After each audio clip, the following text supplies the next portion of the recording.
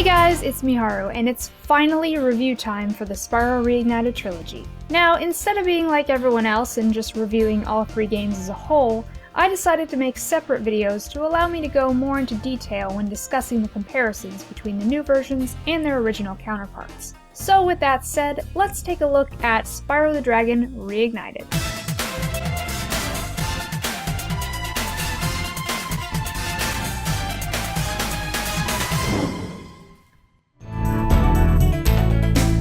Played this game know the story and objective. Rescue 74 dragons, collect 12,000 gems, recover 12 eggs, and defeat Nasty Nork. So what's different? Well, let's start with some of the changes made to Spyro's moveset.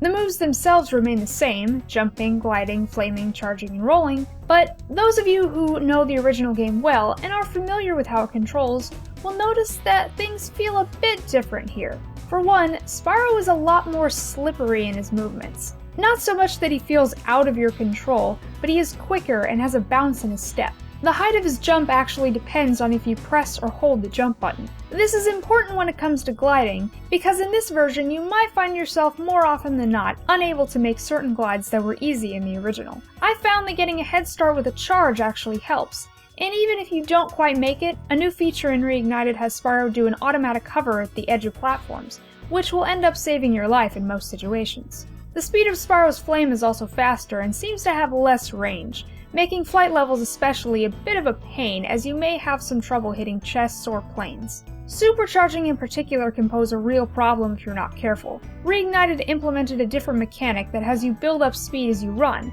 rather than having to actually link supercharges together to do so. Another thing you may notice is that hitting a wall, and in some cases even grazing it, not just while charging but while gliding, will result in a very forceful impact that can be really difficult to recover from. But enough about the controls, let's talk about the big changes, like the fact that every single dragon was redesigned to look completely unique from their original counterparts, with clear professions that match what homeworld they're from. Even the ones that say "thank you for releasing me" are visually interesting and sometimes even have extra lines of dialogue added. Thank you for releasing me, Spyro. You can always check your progress by accessing the guidebook through the pause menu.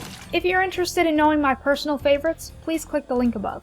There are many aesthetic changes to the Reignited trilogy I could discuss, from the highly detailed environments to the updated enemy models, making it a lot easier to tell what some of them are supposed to be. I mean, say what you will about Toys for Bob's art style being too cartoony and toy-like, but I personally like it, and I feel that Spyro is a fine series to apply that to. I won't talk too much about voice acting since it's a bigger thing in the sequels, but I am going to point out that Spyro is now voiced by Tom Kenny across all 3 games instead of Carlos Alazraqui, who voiced him in the original first game. I'd be shaking in my Nork boots if I were him.